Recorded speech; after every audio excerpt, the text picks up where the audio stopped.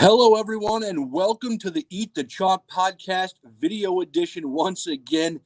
It has been a tremendous week of sports. We've got the NFL obviously starting, Major League Baseball. We've got the playoffs in the NBA and the NHL, NASCAR. We have had great UFC cards lately.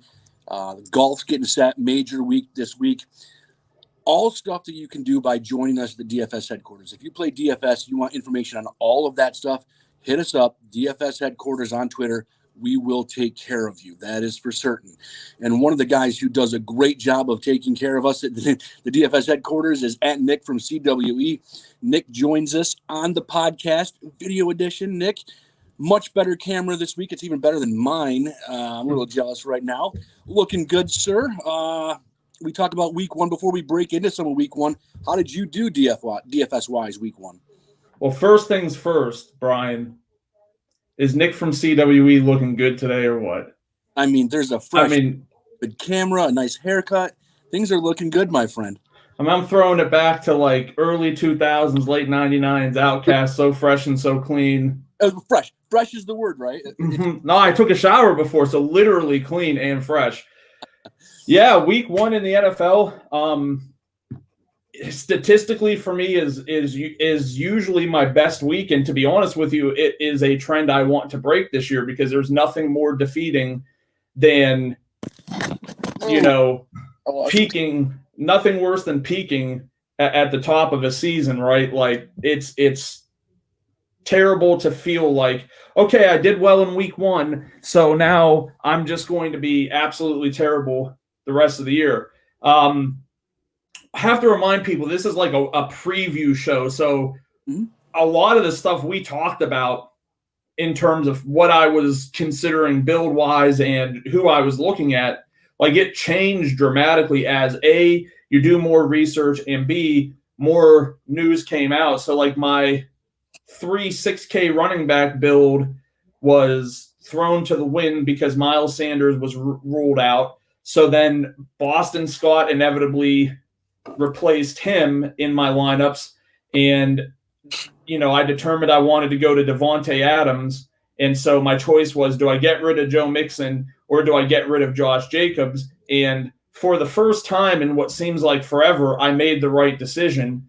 And to be honest with you, there was no stop and think about it. Even on DraftKings, I heard a lot of people like not poo-pooing necessarily, but just kind of like, well, Josh Jacobs doesn't get targets. But like in my head, I had just told myself, like, I believe Christian McCaffrey is probably going to be like a 25-point play. I believe Kamara's going to be like a 25-point play. I believe Cook's 25.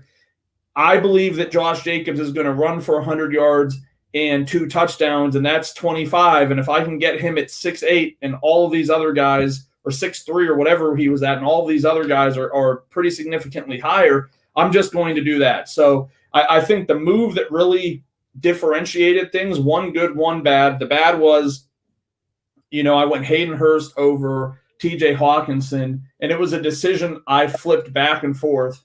I pumped up Hurst so much last week. Well, we'll talk about Hurst in a little bit, obviously, because he's on the slate. But I did end up going with Hurst.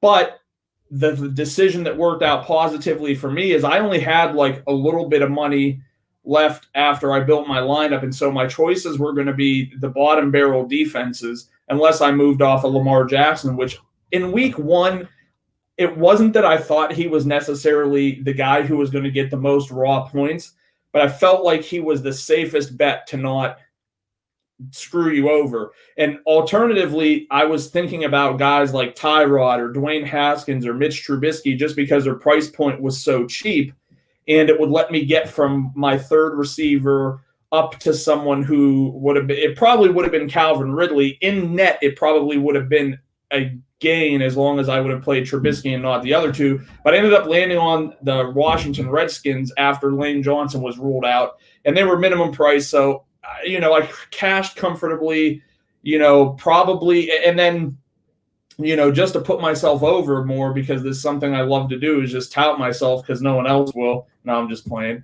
I had a really good college football weekend too.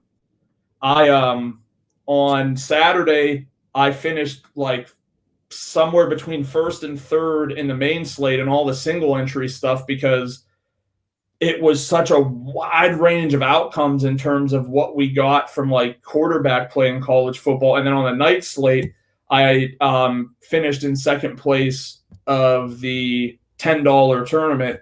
And, so all in all for me, about a $2,500 win this weekend. And I'm never someone who's like, I've been losing at NASCAR pretty badly. And it's been my main hustle, over 100K this year in profit. But, and then, that's just been a struggle because it literally is like up until the last 10 laps, I'm crushing, and then something stupid happens and I lose all my money. And there's nothing worse than that because it's literally like you processed the thing right. You did what you were supposed to do to get these projections to get you here. I can't, you can't help it if these guys can't close things out. So hoping that this is kind of like a turnaround for me and that I could have a good run here. Really excited about week 2. And So the things that I learned personally in week 1, and I'll ask your opinion on them both, are it just makes no sense to pay up for defense in most cases. And 2, when you hear Miles Sanders is out, while Boston Scott may seem like a great play, Boston Scott's not the starter there for a reason. And it always doesn't necessarily mean that backup's going to be a great play, especially in tournaments.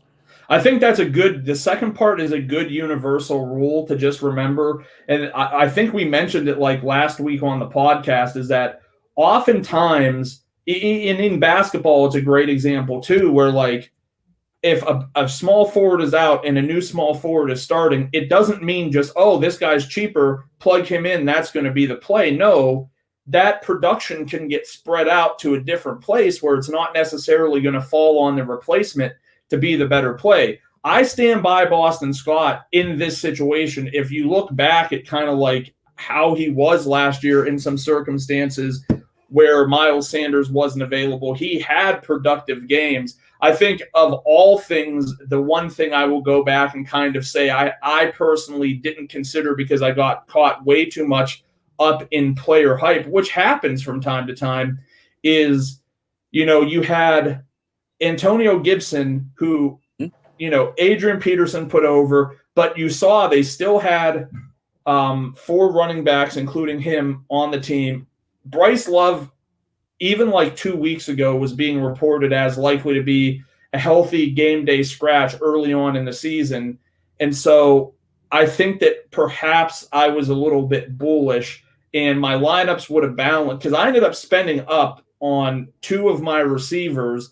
And if I had, kind of moved things around a little bit differently, I could have had an even bigger day. But football, man, it's exciting. And, I always like to tell people, like, week 1 is typically, in my opinion, the easiest week of football because you have so much time where you can just isolate, and you're spending 6 weeks oftentimes staring at the prices on the slate, and you've broken down the matchups. And it's not like you stop and move on to week 2 and start to pre-prep for that. So a lot about week 1. And then the more difficult part becomes week 2 is a tough situation where you have to, you're guessing a little bit between what is real and what is, a fantasy. And it can be very difficult. And I think we'll talk about some situations that personally I'm looking at, and I'm kind of saying, like, all right, let's stop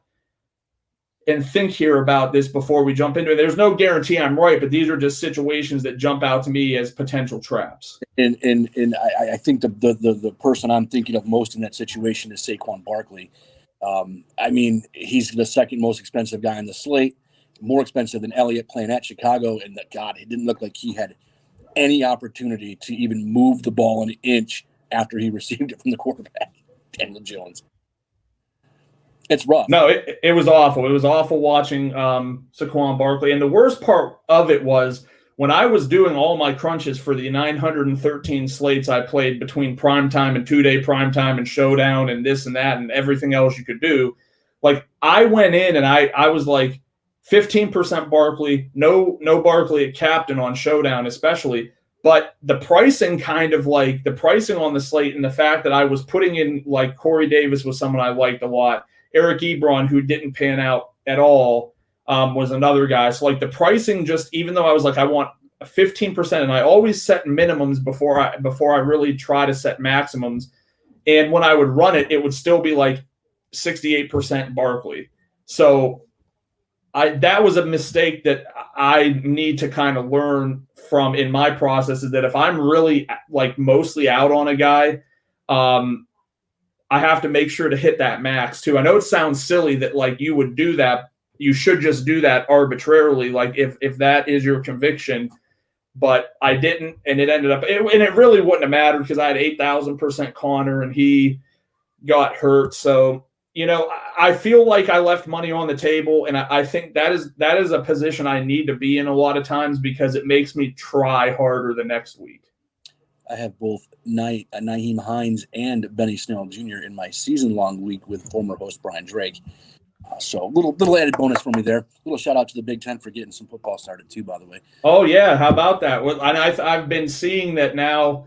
There's a lot more pressure being put on Oregon and California, the states, to and probably Washington State as well, to really, give the go ahead for the season to start there. And while we won't have basketball for Christmas, which I really don't like, admittedly. I'm not very happy about that. At least it seems like we're probably going to have somewhat of a prolonged college football season where the Big Ten's not going to start until the end of October. So we should see college football, real games being played in college football into Christmas time. So a little bit more excited about that. But for me, I have to drive to West Virginia to enter fantasy contests. So it's not something I really want to devote an hour and a half of my time to have to do on Fridays during the Christmas season. If nobody knows, because it's not like we're big personalities, but I'm a huge like Christmas person, going to get our tree this weekend because the cats peed on it last year. So we need to get a new one. And, it's just money to get a new one. Yeah, I mean, I can, but I don't want to have to keep buying fake Christmas trees. So, hey, all right, we've talked a lot about, Christmas and NASCAR and stuff. Let's talk NFL football in 2020. But I'm gonna pimp you out one more time though, Nick at Nick from CWE on Twitter. Great coach. Our Discord, we talk about college football. That's another sport that we offer. If you're interested in DFS information, DFS stats from real experts like Nick, and even I'll consider myself in a different realm of golf and in UFC, just hit us up on Twitter. We will take care of you. LOL. There you go. No. Kyle does LOL. I'm saying we also do that, not laughing at you. I'm not trying to put you out on the spot. Maybe other people do. But yeah, I don't know. I don't pay attention. Follow me on Twitter for both times I tweet this year. So fresh. I thought you were saying LOL because that's what the kids say these days, and I thought you were fresh. I have no idea what kids say these days. I'm generationally, gapped now. All right, week 2, we're going to face some injuries. We have Michael Thomas most likely out for a bit. James Conner in Pittsburgh could also be a victim of the injury bug. A couple of others. Marlon Mack is another that we have. Just real quick, as we get to week 2, real quick, injuries, how do they play a role? Do we kind of really learn that lesson that the backup's not always the starter? Yeah, and it's super funny because like in both situations you mentioned, I have a high degree of interest in those situations for different reasons, but I'm very disappointed in the Steelers, and maybe it's all talk and in some gamesmanship to try to make it seem like Connor is realistically going to play in week 2. But how fucking dumb do you have to be to have a guy who's often injured? And look, and this is not meant as an insult or he's weak or anything like that, but he's a former cancer patient. Like, you have to think that as a whole, having cancer, even if you beat it, has to do something to like take your body from 100% to like 98% capacity, just because you have to fight so hard to get through it. So like it just seems negligent organizationally for me to be hearing reports and seeing, Mike Tomlin in press conferences saying that, well, there's a possibility that he can still go. No, just let him sit out. Why, you have what I would say is a very unique combination in the backfield between Benny Snell, Jalen Samuels, and Anthony McFarland, which all can kind of do somewhat different things. Just like let your guy heal. You're 1-0. You're in a matchup that's favorable for you this week. There's no sense in trying to rush James Conner back. I think it's just a height of stupidity type situation. My eyes may have deceived me, but did he get a carry late in the fourth quarter? I don't think so, but I don't know. My eyes may have been 38 that I saw in Samuels, but I swear I thought I saw James Conner take a late carry in that game, but I could be wrong. Let's move on. What we do here on this show is we break it down, but we don't do it how everyone else does it. We're not going to sit there and go, here's your quarterbacks, here's your running backs, here's your wide receivers. We're going to break it down game by game, and by breaking it down game by game, you'll get the list of the quarterbacks. You'll get the list of the wide receivers, the running backs that Nick likes, but you're going to understand why this particular week playing the team they're playing is a very important part of the DFS process. And Nick, let's start right off with the Lions and Packers. DeAndre Swift's hands are $9,000. Oh my God. We'll start with Stafford. Stafford at 62 and Rodgers. Wow. I mean, welcome back to the NFL. Aaron Rodgers at 69. Aaron Jones at 71. Saw a lot of third down and passing situations given way to Jamal Williams, who's at 42. AP 47 there over there in Detroit. Swift at 49 and Kerryon Johnson. My God, what a disgusting performance at 4,000. There, Devontae Adams at 81, fantastic. Kenny Golladay at 62, we'll see about his health. And if not, Marvin Jones is 57. What are your thoughts on the Packers and the Lions? Yeah, so one of my biggest disappointments from week one is when finally realizing that Minnesota just has an absolute dog shit defensive backfield situation and just absolutely locking in on Devontae Adams to the point where I had like 60% because it was one of those rare situations where I didn't just want to double the field. I wanted to triple the field, and I was still off. It wasn't a triple the field situation. In most contests I was in, I want to say he was like 24 to 25%. So, I mean, I had I had 35% on the field, which helped me a lot for sure. But at no point did it occur to me like, oh, Aaron Rodgers might be a good play along with him. I just locked into this mentality that Adams is going to catch the ball 12 times for 120 yards, score a touchdown. At his price, that's way too low. And then, he ended up having something absolutely right. I think it was 2 scores, maybe 3. But it was just really disappointing that the thought process wasn't there. And I think this situation probably mimics what we saw last week.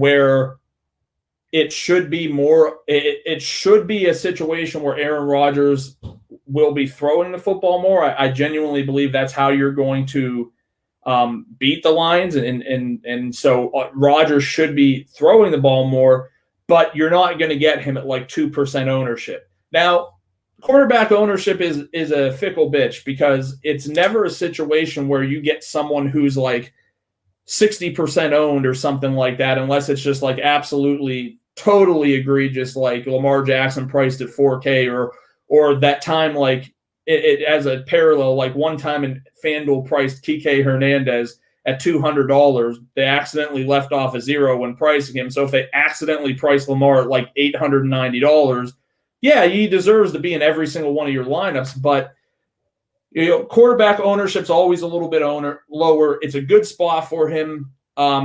Green Bay running backs, Aaron Jones is the running back, except this is a team that is absolutely they're going to play Jamal Adams. They're going to play A.J. Dillon.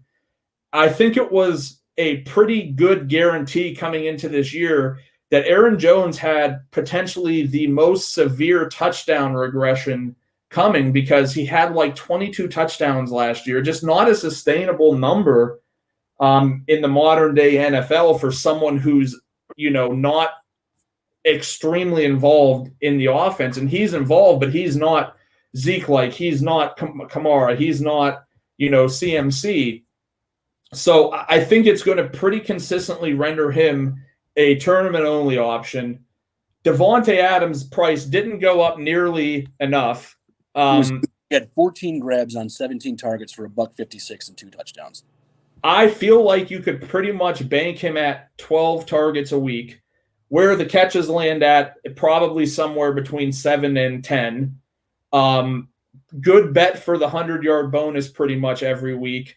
And touchdown variance is always going to be a thing because they could get near the red zone and decide it's Alan Lazard. They can decide it's MVS. They can decide it's Josiah DeGura, Robert. There's a number of people it could end up being, and we're seriously in that conversation discounting Rodgers' legs, which we've seen over the years in red zone situations. So he's not the lock he was last week because of one person in specific that we'll talk about in a later game in a similar price range, I feel like. But he's a guy that I don't think if somehow you're able to build a cash lineup and you're able to fit him in, I don't think it's going to hurt. Other receivers on the Green Bay side are always just going to be tournament options for me. And I don't think I have a high degree of interest in their tight end position. Do you think, because we were all so down on Aaron Rodgers. Aaron Rodgers is not going to be the Aaron Rodgers we've seen before. Are you convinced that maybe Aaron Rodgers is still Aaron Rodgers and not the guy that we maybe saw the last couple of weeks? For me, it was never a situation where Aaron Rodgers is dog shit. And I know that was a lot of actual fantasy take, was that it fell off a cliff. But to me, it was always just he has coaching in there that just doesn't want to, that they want to go a different direction. They wanted to get Aaron Jones the ball. They were willing to use Rodgers to get Jamal Williams the ball in space and to let him work. I think Aaron Rodgers is going to be one of those guys where you want to play him situationally where it feels like it makes sense. But like I said, number one, he's not cheap. And that, for me, most likely removes him from a high degree of ownership from me. I might sprinkle him. And then you also have to consider that there's going to be people that are going to chase him. And like I said, the matchup's fine to chase him in, but if if two of those touchdowns happen to become rushing touchdowns, the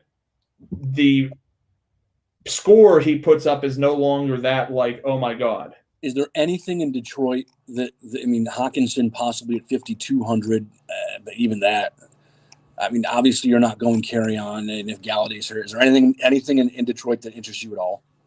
Yeah, I think you can pretty much take stabs at.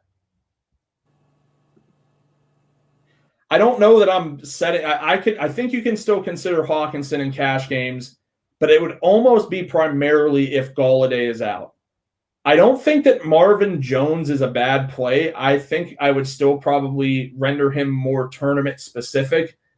I think DeAndre Swift, he's the perfect type of tournament play because, look, rookie jitters, he missed a touchdown catch. Oh, well, I'm not going to write off a guy just because of one situation and the price is cheap. And like you said, Carry-On didn't really do himself too many favors to establish a role. Adrian Peterson definitely did.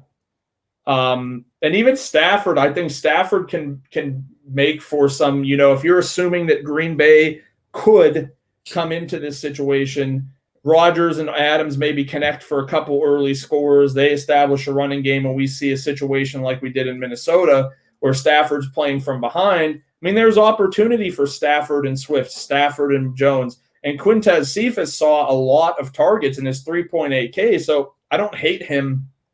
Again, probably not looking that direction in cash, and he's only in play if Galladay misses. If Galladay is in, it's really hard to not like him in tournament situations. 6.2 is a really good price for Kenny Galladay's talent level. Two teams looking to get on the board with their first win. San Francisco is at the New York Jets. Garoppolo at 57, Darnold at 51, Mostert at 64. I'm not really sure anybody else in that backfield is worth mentioning. Gore at 45 will get the start, but it could be Michael Perrine. If that's how you say it, at 4,000. Could get some interesting carries there. Crowder had an interesting day at 54 last week. Kendrick Bourne at 49. We'll see about the health of some of those other guys in their backfield. Kittle, a little shaken up as well. Herndon, at 3,400 with the Jets. A bunch of playmakers, but question marks. Yeah, I mean, on the San Francisco side of the ball, I just feel like this could be a good spot again for Raheem Mostert.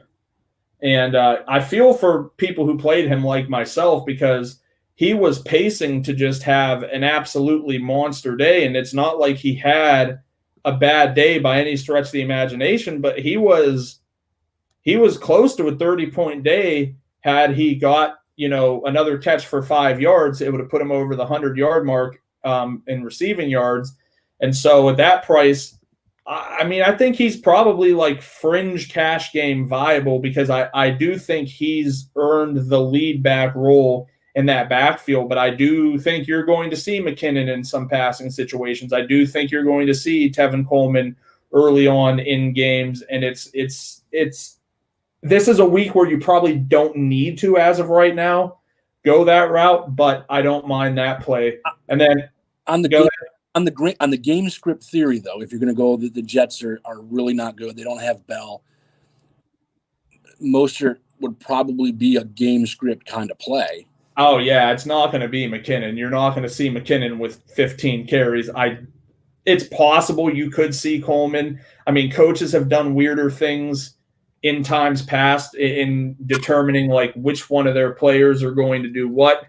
So, I mean, there's a lot of realm of possibilities that could really, happen here. But I think Mostert's the only guy I'm really looking at in the backfield.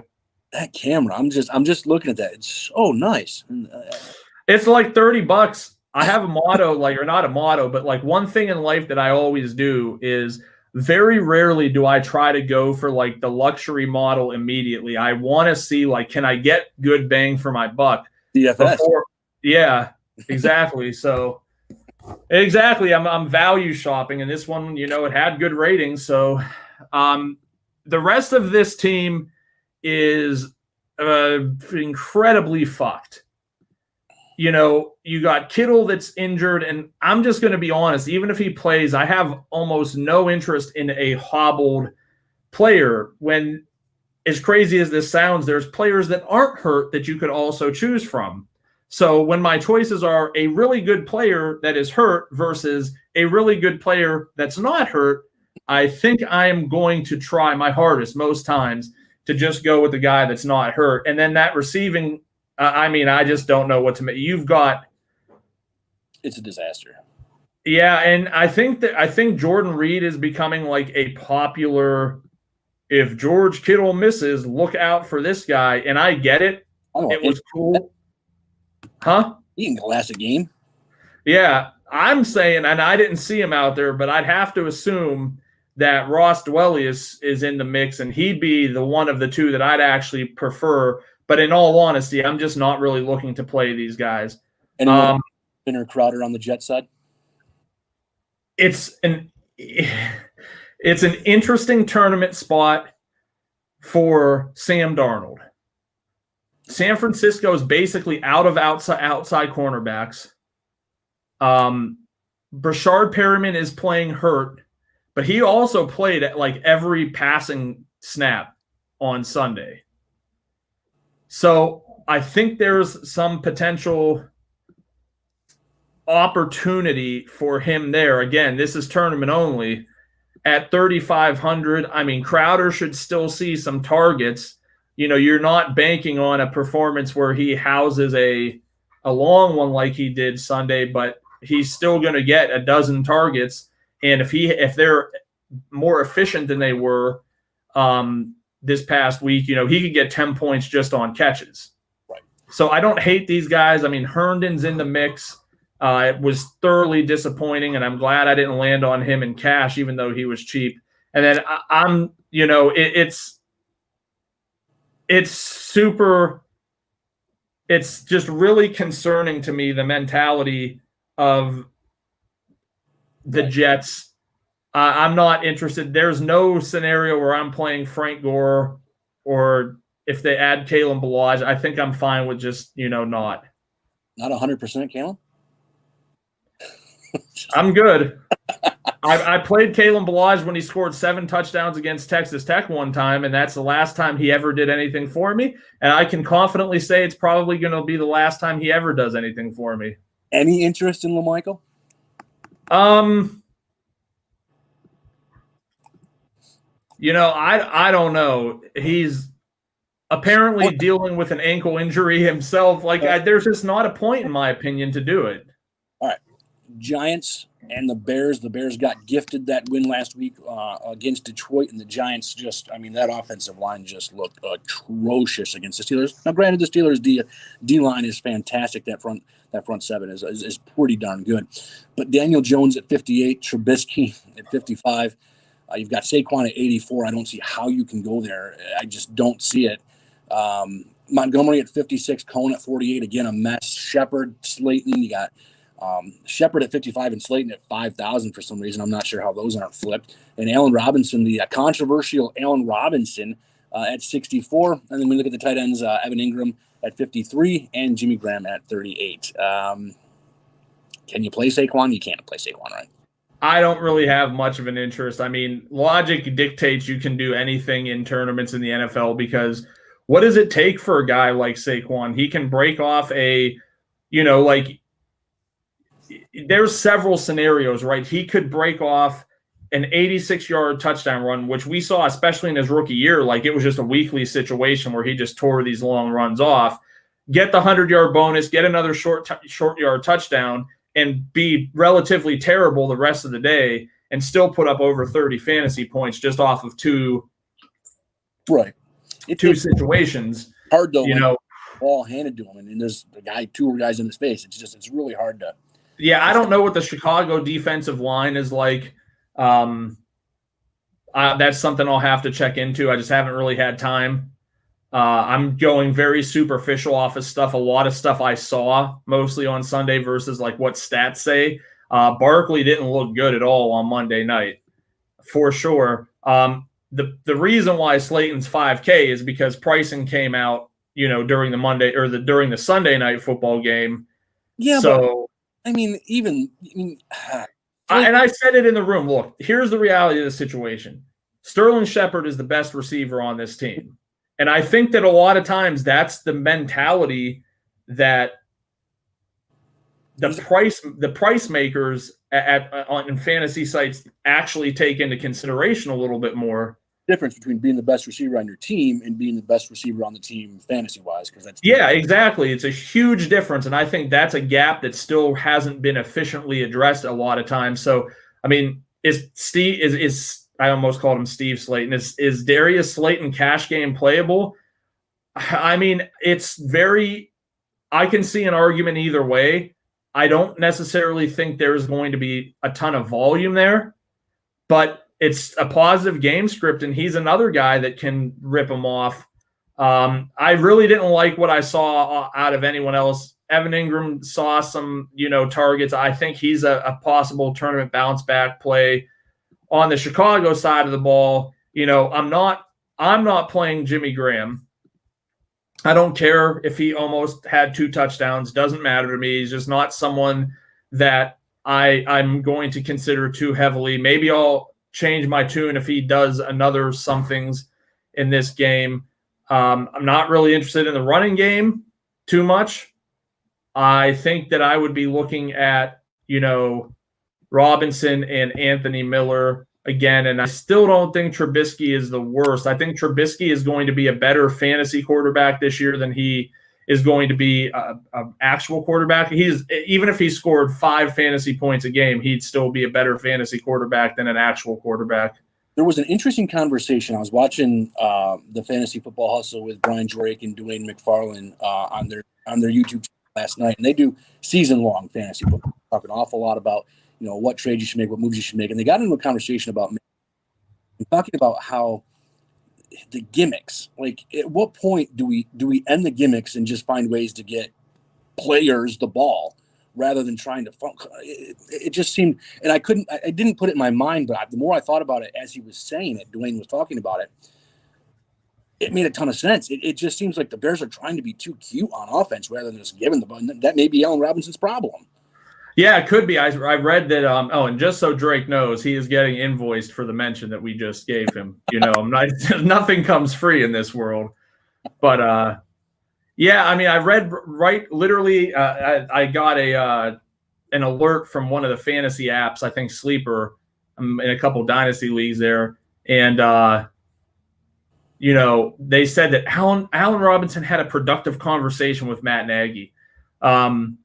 So, like, on one hand, do we just want to play the narrative of the squeaky wheel? Because I will be completely honest with you. I feel like that happens a lot in fantasy or in reality, right? Like the squeaky wheel gets the grease, and this is a high. You can't forget how high talent. I mean, Allen Robinson is so good that he made fucking Christian Hackenberg look good.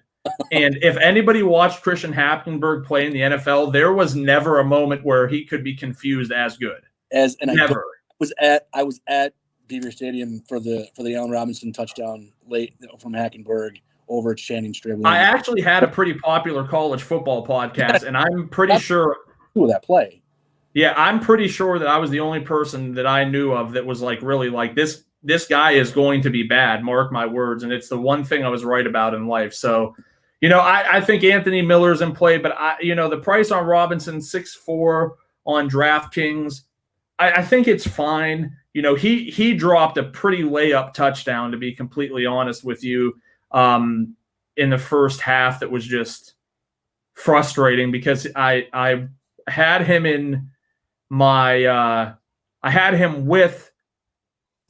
a really unique lineup where I went in the $50 single entry where I went Trubisky, Robinson, Hawkinson with Jacobs, Boston Scott, Thielen, and Devontae Adams with the Redskins deep. So it was a really like a strong three of the top scoring players at their positions. And if Robinson could have performed, I mean, that could have took me from like the second level of cash to potentially a couple $1,000 there. So I'll be back on that bandwagon this week for sure. All right. We move on. It is the Rams, kind of an interesting situation with them as they go to Philadelphia. They have to go back to LA and then to Buffalo next week. They can't stay on the East Coast due to COVID reasons. But is Nick Sudfeld to play knowing that Carson Wentz is going to be murdered by Aaron Donald? Yeah, I mean, when I was building my initial lineup, the Rams were the first defense to go that came to mind. That's who I tentatively have in there. It's expected that Lane Johnson and Miles Sanders are both supposed to be back, so it helps the cause. But I still don't know. Maybe we'll interact with Brian Drake and he can give us his take, being an Eagles fan, that on how much of a difference Lane Johnson makes. I saw some stats with Lane Johnson versus without Lane Johnson, and it was after Sunday. It wasn't before Sunday. That's not what got me on the Redskins defense, but it was something that confirmed that I had a high degree of interest in the Rams defense. I mean, look, it's still probably their great defensive line, even with Lane Johnson. And I don't think it's a good offensive line situation in Philly. So honestly, probably going to be pretty limited in my interest there to potentially just the two tight ends. If Miles Sanders is back, I have to feel like I'm probably going to take either a very low ownership on him or maybe just a wait and see approach. If I think Miles Sanders doesn't play, I will be back on Boston Scott without a question. I think the Rams did a really good job on everyone except Zeke. Zeke had obviously a great game last week, but McVay made Jared Goff look really good because he did not allow Jared Goff time to think. Made him get rid of the ball quick on just about they call. Made Goff look good, but also Malcolm Brown at 5,700 kind of took control of that backfield a little bit. You saw Robert Woods explode on that first drive. He's at 64. Cooper Kupp at 67. Kupp didn't play in a lot of those 12 formations. So when there's two tight ends on the field, Cooper Kupp often saw himself on the bench in those situations. But Brown at 57, Akers at 45, Miles Sanders would be 6 if he plays. Boston Scott would be 5,000. Jeffrey at 54, don't think he's playing. Jackson, I mean, who knows, getting one play at 51. Rager at 41, Greg Ward at 42. I mean, we talk about Ertz at 56 and Goddard at 5. The Rams, Higbee's at 47 and Everett at 28. Are you looking towards any of the Rams offense here? Yeah, so a couple of things. Everett's currently questionable. If he misses, it's hard to overlook what Tyler Higbee did last year in the games where, Everett wasn't playing. I mean, Tyler Higbee is like a tight end 70 when Gerald Everett's playing. He's like a tight end 1 when Everett is out. So I definitely think there's a huge appeal with Higbee if Everett's out. The 12 formation thing's nothing new, right? Nope. The Rams started to do that more towards the end of last year, and it was Josh Reynolds and Robert Woods oftentimes that were the receivers in that formation, and they can still do that even if Gerald Everett's out, because Johnny Munt, former Oregon State Beaver, is a good blocking tight end. So there's nothing that's going to stop them from doing that. Nothing's schematically going to change for them in that situation, I don't think. So for me, that really, lowers my interest and intrigue in Cooper Kupp, because I think that this is a game that they will run the ball more. Which brings me to Malcolm Brown. Let's hear it. Malcolm Brown is a player that I personally have a lot of concern about. My philosophy right now is that this is not a Malcolm Brown backfield. I think this is going to be a very frustrating situation for people who want to buy in on using Rams running backs. So here's my theory. Cam Akers went out there, looked okay, but didn't do anything special. Malcolm Brown went out there, did well, he got more run. Cam Akers was still out there quite a bit, but it was really down to Malcolm Brown, especially on like third downs. And Darrell Henderson was in there intermittently. But I honestly believe if Malcolm Brown had struggled, we would have seen more Darrell Henderson, and it would have just been, hey, whoever is playing best is going to be the guy that we're going to run with. Why would that change going into this week? I don't think it's just now it's Malcolm Brown is in the backfield. I think Malcolm Brown is the first guy they trot out on the drive.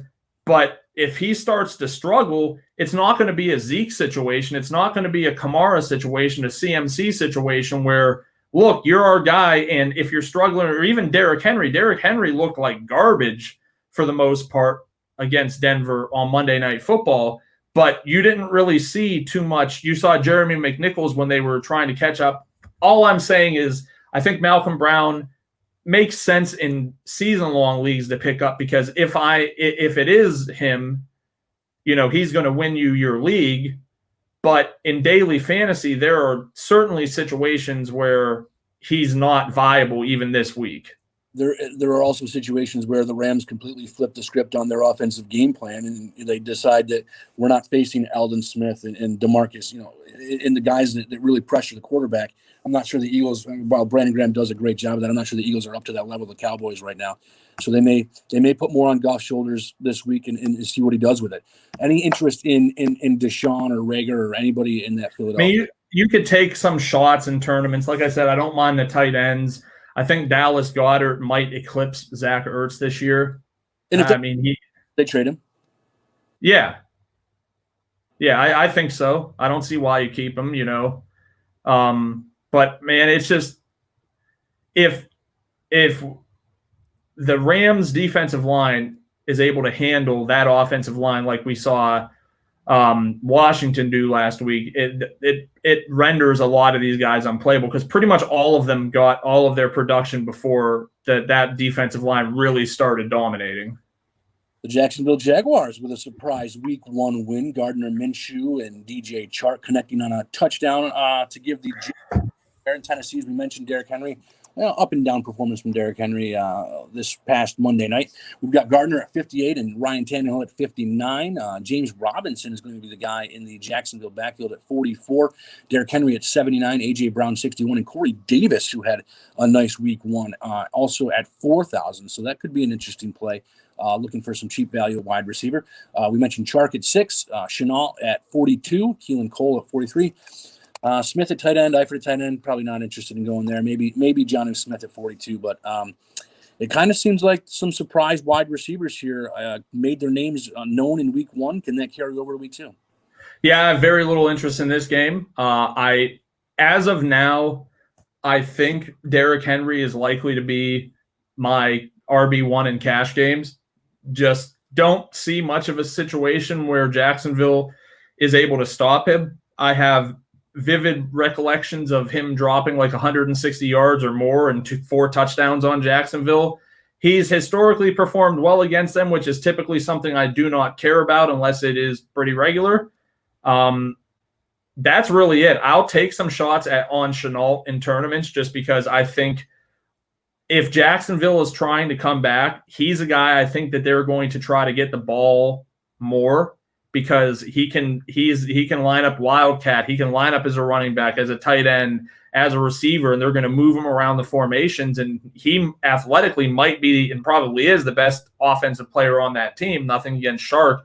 But, yeah, I think, he's a guy who could be integral in them trying to play comeback, but just not really a lot of interest on my side with this game. That kind of takes out, even though he's only 4,400, James Robinson. I mean, it's not a positive game script. I don't want to play Chris Thompson because I just don't believe that even in a negative game script that he's going to see a ton of work. And I think he's a guy that fantasy analysts over the years have just venerated more than they probably should have based off of one season where he had a few good games.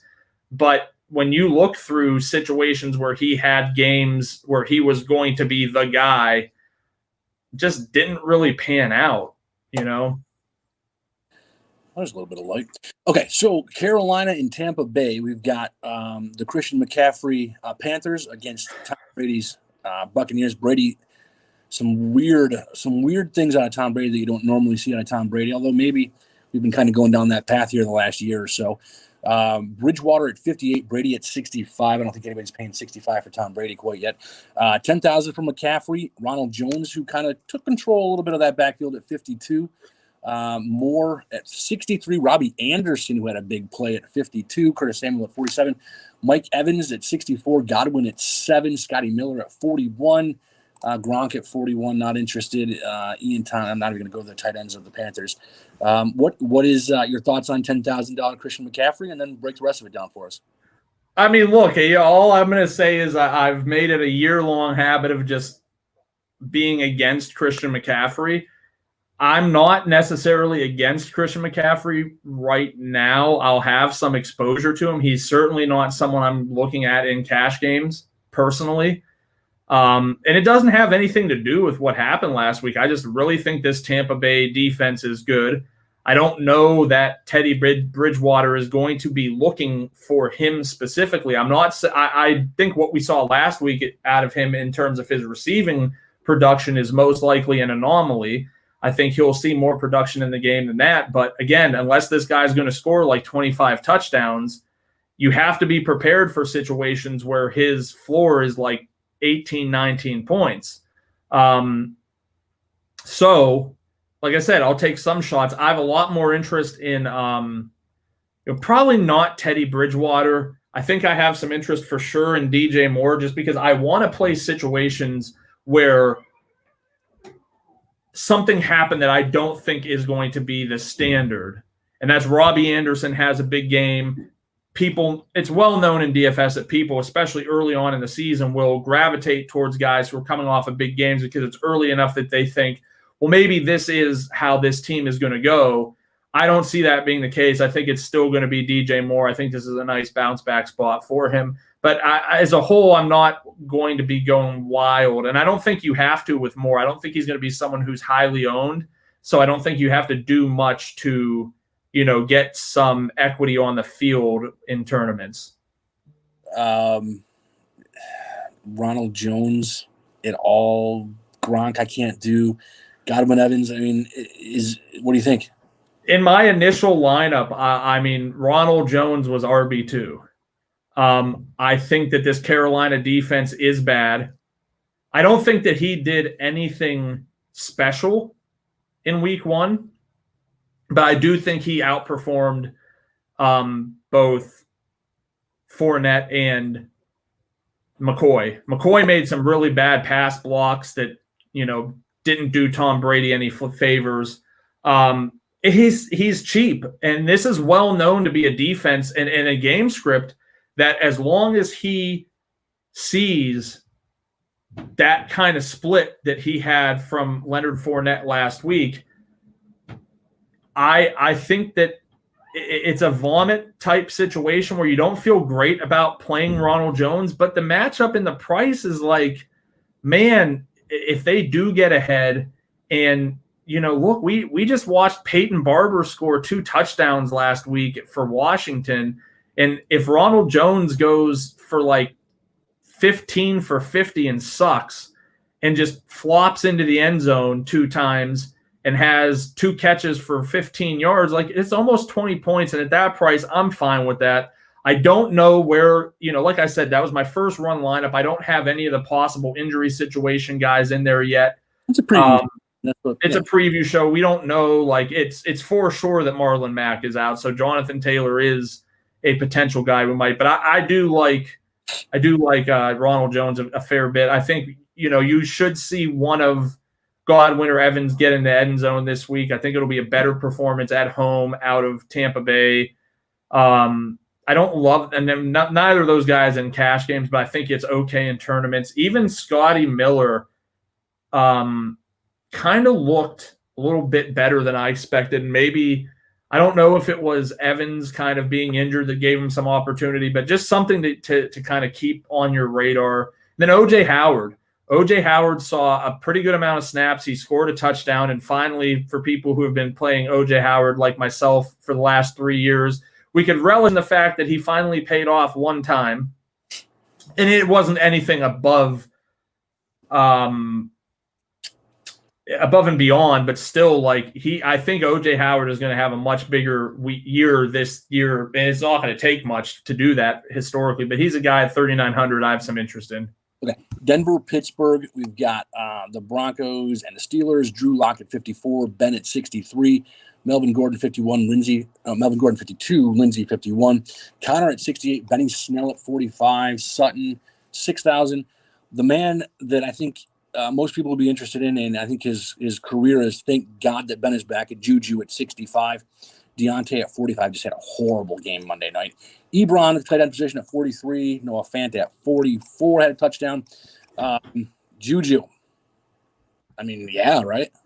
Yeah, I think he's a good play. Ben's he saw like half the targets that Johnson did, which is a little bit concerning. I don't know if that was game script or what it was, but as someone who my highest owned stack in all my best balls is Ben, Juju, Johnson, Ebron. I'm hoping for big things out of these guys this year. All of them were way below what I thought their draft position should be. And so if they have a good season, my teams are effectively like 75% them and 75% the Cowboys. So, and Bradbury did a lot of staying put. He covered the right side of the field, didn't follow the receivers around. So that's another thing to think of, is that it wasn't like Bradbury was on Juju the entire time. So right. Receivers look bad. Yeah, I'm fine with. I think on the Pittsburgh. Let's go Denver. Denver don't have any interest in Melvin Gordon, even if Phillip Lindsay doesn't play. That look, it could partially be that the Giants still don't have a great offensive line, but I just don't have a ton of interest in Melvin Gordon. I do think the price is more than reasonable, 5,200. So maybe I'll reconsider that in tournaments a little bit. Wide receivers kind of jacked up here.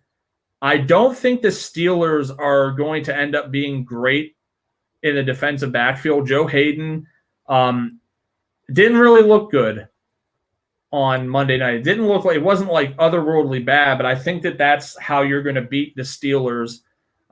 So if Sutton is out, I have interest in Judy. I have interest in Fant. If Sutton is in, I probably have interest in Fant. Not high level of interest, but Noah Fant, definitely a top tier breakout contender at the tight end position this year. On the Pittsburgh side of the ball, I think I'll probably be out on Ben this week. I don't mind Ebron. I don't mind Juju. I'll take some shots at what I think is a still too cheap Deontay Johnson. But I like this spot for Benny Snell if he gets the start. I think a lot of people might scream trap, especially with what Denver was able to do to Derrick Henry last week. But Benny Snell and Derrick Henry are not the same type of runners. If you watch Derrick Henry, if you make him go outside, it's uncomfortable for him. But Benny Snell has that explosiveness that going outside doesn't really hurt. Plus, you would have to think this, when you're a defense going against Tennessee, your game plan is going to be, let's shut down Derrick Henry. I don't think your game plan, if you're Denver going into Pittsburgh, is let's shut down Benny Snell. It's going to be easy. Let's shut down Ben Roethlisberger. Right. So I like him. He's cheap. I think that, he put up over 100 yards. This is a situation where I have no problem going there, especially in cash games. Anytime someone who could possibly be high owned, there's potentially an advantage to fading them in tournaments. The Atlanta Falcons and super yardage passer Matt Ryan, a 400-yard game again last week. Going against the Cowboys, Dak Prescott at 68, Ryan is at 6,600. Zeke at 82, cheaper than Saquon Barkley. Todd Gurley at 61. Shuffle down a little bit. Julio at 74. I think that's a really good price on Julio. Cooper at 63. Calvin Ridley at 68. Gallup at 56. CD Lamb didn't really impress all that much at 4,700. Hayden Hurst at 46, who we'll talk about, and no Blake Jarwin for the Cowboys towards ACL. So that leaves Dalton Schultz at 37 to be the guy there. No thanks. Matt Ryan, 6,600. He's getting up there in price a little bit, but 400 yards a week. Yeah, so play everyone. I can't imagine very many situations this year where you're not going to want to play against Atlanta. That's just really what it comes down to. Matt Ryan's in play here. I don't love Gurley, but I think he's in play here. I think I would be a little bit hesitant on Russell Gage. I want to see like maybe one or two more games before I'm really buying Russell Gage as like an honest option. So that leads me to Hayden Hurst because he was on the field for most of the passing downs. He only saw 5 targets. Dallas just lost Leighton Vander Esch. Sean Lee is not playing. He's injured for 6 weeks too. When Vander Esch missed time, I believe last year, this was like the 3rd best team to stream tight ends against. Hayden Hurst was highly owned last week. People still hold grudges in daily fantasy, making this a great bounce back spot for him.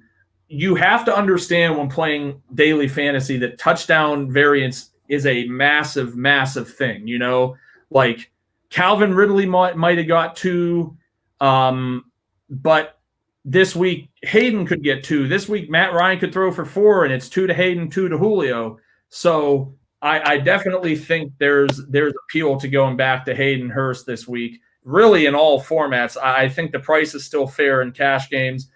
Dak Prescott was my – all right, we had a spill here. Dallas, Dak Prescott was my first glance, no questions asked before I saw the pricing. He was definitely my initial – oh, look, I'm in 2 screens now. This is sweet. All right, well, I'm going to keep talking while Brian, HQ Golf Guy, gets his life in order here. Oh, he's back. All right, here we go. Dak was the first guy I wanted to look at. This is a home game, well-known, split situation for Prescott. Atlanta's trash all around defensively. So you got to love Dak. You got to love Zeke. I don't think Zeke's my favorite, but I think Zeke is still a high, level producer here. You have 3 good receivers. Dalton Schultz is garbage. I would expect to see Blake Bell a little bit more, though. He's still not one of my – he's not someone I'm playing in daily fantasy. I think the price on CeeDee Lamb is hyper interesting. Running in the slot, no tight end. I think that he can command a little more attention. He wasn't bad, but especially when you're on – he didn't have situations like a lot of these other receivers where Jerry Jeudy could go look good, and he really didn't look good because Sutton is out and the rest of the receivers on the team aren't great. Ruggs could go out there and look like he's great because the receiver situation in Oakland is trash behind him. Well, there's 2 great receivers in Amari Cooper and Michael Gallup in Dallas. It's hard to be able to go out there and make a ton of a mark, but my initial lineup had CeeDee Lamb in it just because of price, and I think that Dallas is going to be a high-performing offense on this slate. So I don't hate any of these guys. I think this will be a very, very popular game stack. But this is a situation where I think that this could be a week where a chalky game stack takes something down. Last week it was not. It was Aaron Rodgers, and it was just like I said on the podcast last week because research pays off. The Millionaire Maker, it was Rodgers, it was Adams, it was one of Lazard or MVS, and it was Adam Thielen. So it was that quarterback, 2 pass catcher, bring it back with 1 player from the other team that took it down. So it's very real. I didn't build any lineups last week that weren't 1 quarterback, 2 pass catchers, and someone else from the other team, and I won't do it again this week. So high probability that this one takes something down. Minnesota, Indianapolis. We've got Kirk Cousins heading to the Dome in Indy. Phillip Rivers at 59. We mentioned Jonathan Taylor at 57. Nyheim Hines at 53. Interested to see your take on that backfield. Dalvin Cook at 76. Adam Thielen at 72, and then no one really of importance. Johnson at 39. We've got T.Y. Hilton at 57. Paris Campbell at 45. Jack Doyle at 36. Kyle Rudolph at 35. I'm kind of interested a little bit in hearing your thoughts on Taylor and Hines. Yeah, so let me make you wait for that. Minnesota side of things, I mean, it's going to be Dalvin Cook, and I thought Madison seemed like he was more involved than you would want to see, especially after they just paid Dalvin Cook millions and millions and millions of dollars. But hey, I'm not in charge of the financial decisions there. Adam Thielen is going to be a thing all year. You just can't bank on 2 touchdown catches, and he's going to see his price increase. So this might be, this could be the last week that – now I'll give it one more week. I find him to probably be an 8K receiver coming up, but I like him. Otherwise, the rest of these guys can fuck off. I'm not trying to play the game of which rando is going to be catching a touchdown here. If you want in game stacks, sure, it makes sense. Just make a group that says – I'm only playing Olabisi or Irv Smith or Kyle Rudolph or Justin Jefferson if Kirk Cousins is the quarterback or if Aaron Rodgers is the quarterback as part of a bring back, and just keep them in your game stacks, but otherwise leave them out of other lineups you don't want to have destroyed. Now, Indy's a really interesting situation because we just saw this Minnesota defensive backfield get utterly gutted by Aaron Rodgers. Phillip Rivers, no slouch in his own right. I just don't feel comfortable playing Rivers. I think Rivers is going to be kind of like the Chargers were last week, where people were like into the Chargers. I just never saw it. It was something where I had 0 Keenan Allen, 0 Williams. I had a little bit of Eckler, and I had a little bit of Tyrod after I had bought into Trubisky and Dwayne Haskins. I think this could be a similar situation. I think that in my initial build, T.Y. Hilton went into my cash game lineup because we know his history in home games in the Dome. This is obviously a defensive backfield that's going to be beaten. He was really inefficient, and pretty much said that he's the reason they lost the game. I expect Phillip Rivers to come out targeting him and peppering him with targets. I think Paris Campbell makes sense as a tournament play. He's cheap enough, and he saw a good amount of targets too. And then the running back situation is going to be extraordinarily frustrating, but at least there's only 2 of them. Both they saw combined like 14 targets, which is insanity. I don't think you're banking on that this week. I want to say I feel like it should be more of an advantage to Jonathan Taylor. I feel like this is a game that Minnesota is going to be trailing in. So I'll have some of both, but I'll probably lean a little heavier on Taylor's side. The Buffalo Bills and the Miami Dolphins. Have fun trying to figure out which Miami Dolphin, none probably, but which Miami Dolphin running back that you have any interest in. Josh Allen, some great plays, and then just some things that make you go, what? Including that overthrow in the end zone last week.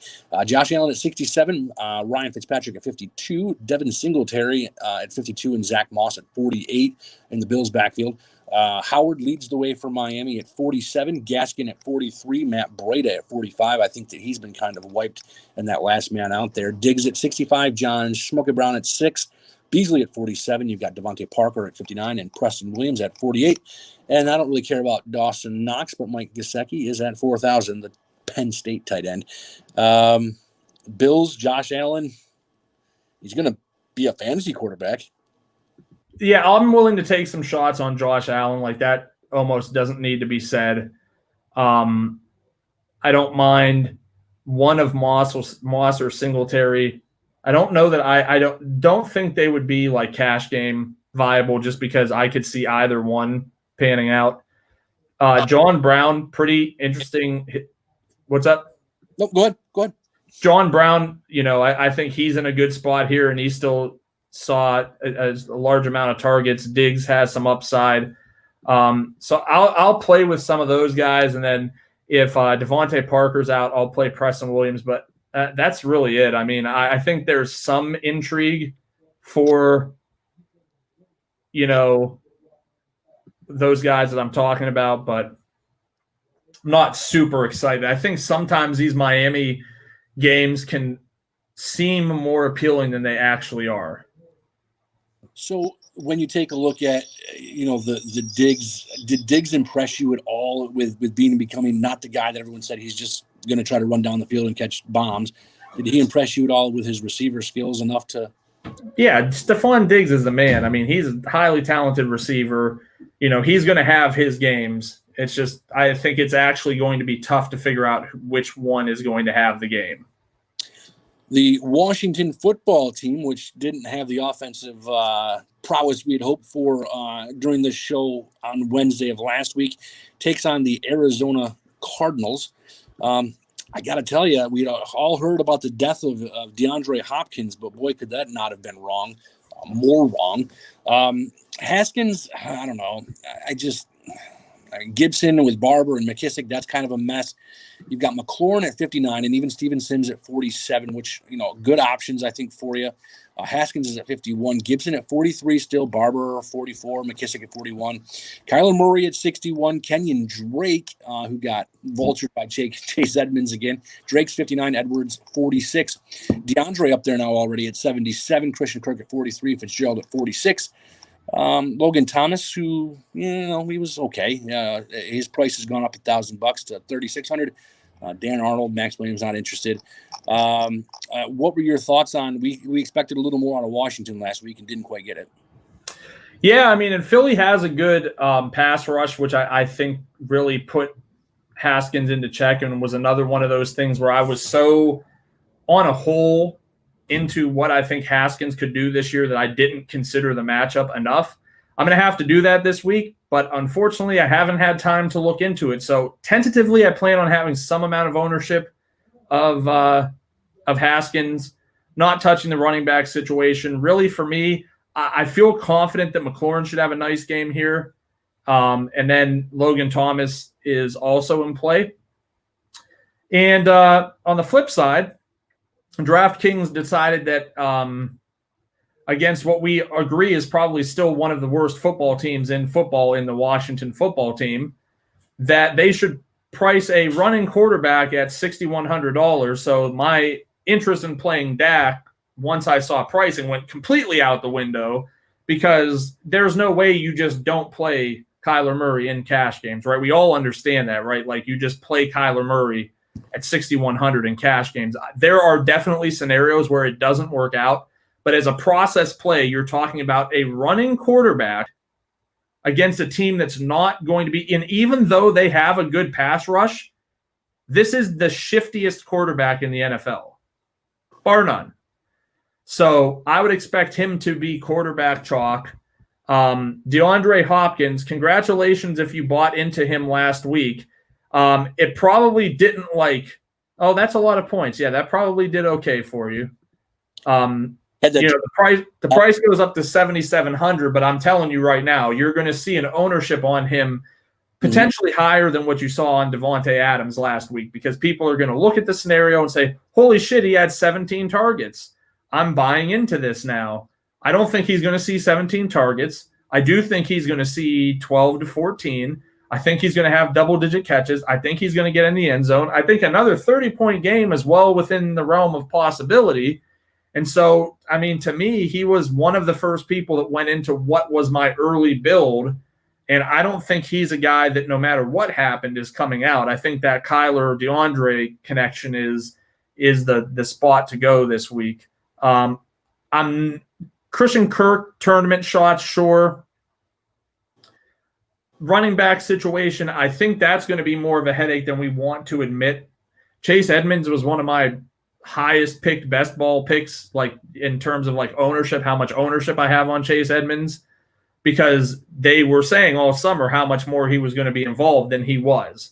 So I just think it becomes a tough situation where, sure, take some shots on Drake in tournaments. I don't think that Edmonds is necessarily there, because Edmonds at this point is probably going to exist more as a vulture than he is actually going to exist as a standalone fantasy contributor. And I could be way wrong on that, but even with the touchdown and stuff, he still only had 13.5 points. That's nothing. Even at 4,600, that's not winning you a tournament, most likely. I stress most likely. So yeah, I think this is a good game to target for game stacks. I think it will be one of the more popular games on the slate. Popular team on the slate will be the Kansas City Chiefs as they head to Los Angeles to take on the Chargers at the new SoFi Stadium. Patrick Mahomes at 77 didn't throw for a ton of yards, and I'm not sure he's going to have to an awful lot this year. Tyrod at 53. CEH, we were concerned maybe he wasn't going to be carrying the ball as much with Darrell Williams back there, but he took over, and boy, did he look good. He is at 74. Darrell Williams is at 4. Eckler, 65. We need more out of Austin Eckler, including if he's not going to be part of the passing game, you've got some worries there. Joshua Kelly has overtaken Justin Jackson. It seems Kelly will be 4,700. Jackson is at 4,000. Tyreek at 75. Sammy at 48 after a great performance last week. Demarcus Robinson at 35. Hardman at 38. Keenan Allen on the flip side is at 57 with Mike Williams at 42. Jalen Guyton at 3,000 flat. Kelsey at 7 and Hunter Henry at 51. We had a lot of expectations for the Chargers on offense. Did we lose them, or is it week 2 possible for them to come back? Well, I didn't really have much of an expectation for them personally. So, in theory, this makes sense as a somewhat of a bounce back spot, I guess. The Kansas City defense can be had. I worry about this and maybe I'm wrong, but I just feel like this could be just too slow for Mahomes to achieve ceiling value. And that's a huge concern, right? You need Mahomes effectively to be in a shootout, and this does not scream shootout to me. I have interest in Clyde Edwards-Helaire. I have interest in Eckler. It's a good matchup for the Chargers running game. It really is. We saw David Johnson perform well. I think that it's still going to be a team that gets beaten up by running backs. I'm taking the position that I don't think that Eckler is going to just not see targets. I think that's foolish. I think it is foolish to assume that he has the potential to see what he saw last year, because that's just not the quarterback Tyrod Taylor is. So I think that there is an overall lower floor and lower ceiling for Eckler here. Joshua Kelly getting in red zone carries, hyper concerning, because you like your players to score touchdowns. And it could very easily turn into a situation just like we talked about with Edmonds and Drake, where Kelly is involved enough to just render both of them irrelevant fantasy assets. Honestly, I just don't really have Hunter Henry's a guy I think I would take some shots at. Tyrod seemed to want to push the ball toward him. Tight end, always a position where, 5,100 is a little bit high, but I think you could still go that route. On the Kansas City side of the ball, it's always just a good luck situation for me. I mean, I don't feel like I'm ever going to get these guys right. I don't think I'll have any Mahomes this week. I just think that there's better plays elsewhere, and nothing is compelling me to believe that Mahomes is going to have to do much. When you say no Mahomes, how many lineups are you creating and talking about no Mahomes? Probably 150 in the mini max. It just depends how college football goes. Maybe I might do the slant. Mm-hmm. In that case, if I'm running 300, maybe I'll do like 2% Mahomes. I just think, like I said, I mean, this isn't a situation where I could see any rushing upside for Mahomes. This isn't a situation where I see him having to chuck it to actually win. This is a game where I think he could throw for two. And when I ran my initial projections on this game, Mahomes was one of the lowest scoring quarterbacks. And granted, it's based off of like 1 week of data, which is why it's not something I'm using. It's just something I'm building to just see. But like, it really didn't pop to me. I don't think I'm going to play very many people in this game. Could end up being wrong. Sammy Watkins looked great. We can all go back to week 1 of last year and remember how great Sammy Watkins looked. And it took until the fucking Super Bowl for him to have another. So he really ended his year last year, started off hot, ended hot, but everything in between that was a legitimate dumpster fire. All right, final game on the slate, the Ravens and Texans. Lamar Jackson back on your TVs for the excitement of what he brings to the table at $8,200. Deshaun Watson at $64. The goal line back of the Ravens, which we believed was going to be Mark Ingram, is now J.K. Dobbins, apparently, as he got the touchdown carries for the Ravens near the goal line. So Dobbins is at 51 and Ingram's at 54. David Johnson on the other side at 58 is kind of clearly taken over that backfield. Duke Johnson wasn't all that involved. He got hurt. Well, but he also don't necessarily believe he was going to be all that involved anyway. Will Fuller at 63. I mean, they gave up a lot to get David Johnson. They're going to give him those ops. Will Fuller at 63. Brandon Cooks at 49. Cobb at 44. On the other side, you've got Marquise Brown, another great game at 62. His price has gone up a little bit. Snead at 43. Boykins at 41. But the real guy we're looking at is Mark Andrews, another 2-touchdown game. He's up all the way to 6,300. Jordan Akins on the other side at 33. Should we just expect more touchdowns from the Ravens? Yeah, I mean, I actually kind of feel like this could be an interesting, unique, like late slate hammer, have those all the time in baseball where the last game on the slate just breaks everything apart. And this could be it. If Houston is able to push at home and make it uncomfortable for Lamar, I mean, we could see ceiling performances from Deshaun, Lamar, Fuller, Andrews, Marquise Brown, David Johnson. I mean, we have multiple guys in this situation who could really have ceiling performances based off of a close game here. So a game to stack and as you say, flip it on the other side as well. Definitely, yeah. I mean, I'll have all the quarterbacks here. There was a lot of research done. Typically, like big tournament winning lineups tend to have a far cheaper quarterback, which obviously would take Lamar for sure out of the discussion. I just, it's just one of those situations where that's all well and good until this is an 80-point total with 3 minutes left in the fourth quarter, and Lamar's thrown for 300 yards and rushed for 100 yards and has 5 combined touchdowns, and all of a sudden 8,300 seems like you got a discount on him playing him. So, and look, that's well within the realm of possibilities. I think people might want to disagree with me, but certainly if this game shoots out, which I haven't looked at Vegas totals, I would assume that the Ravens are pretty sizable, favorite. Maybe not sizable, but probably 5 points, which on the road is really 8. But I like it. I think this is a good spot to take some shots. Will Fuller, I think he's safe. Mm-hmm.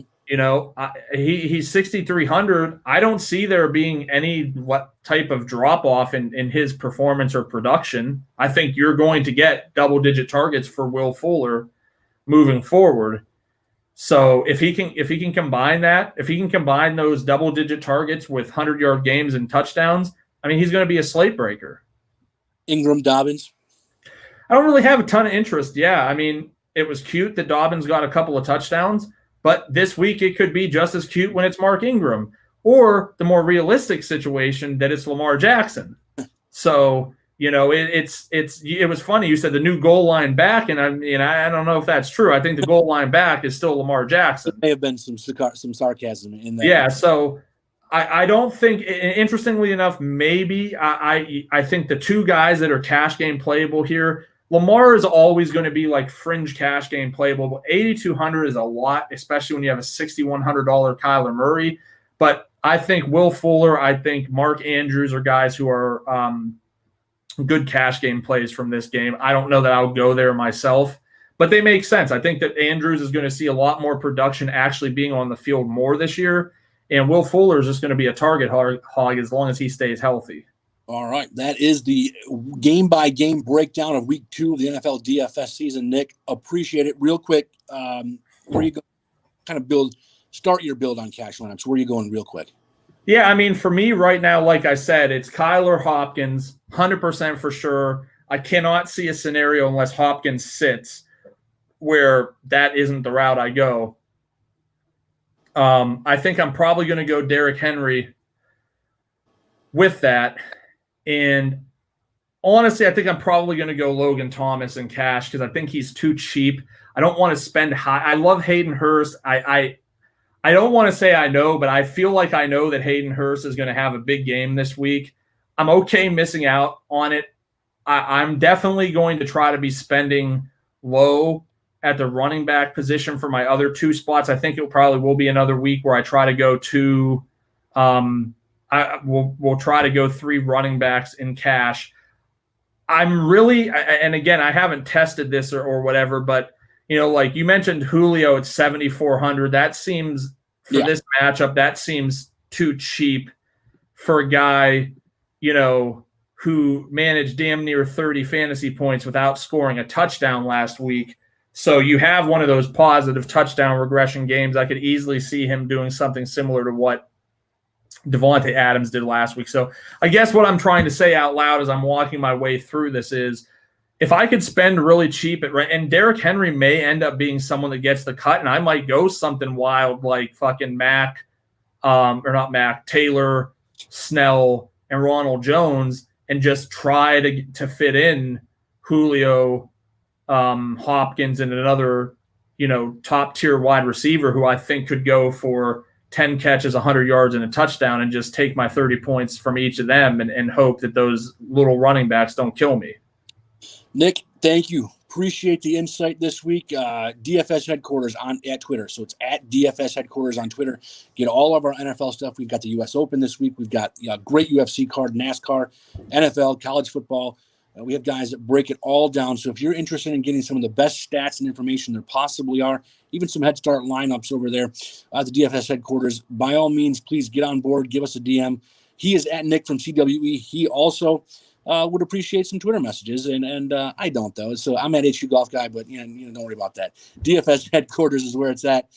This has been the Eat the Chalk podcast. We'll have the showdown slate breakdowns, and Frank, one of our guys, Frank, will be doing those videos here later this week as well.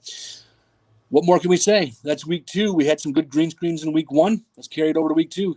Thanks, guys. We'll see you next time.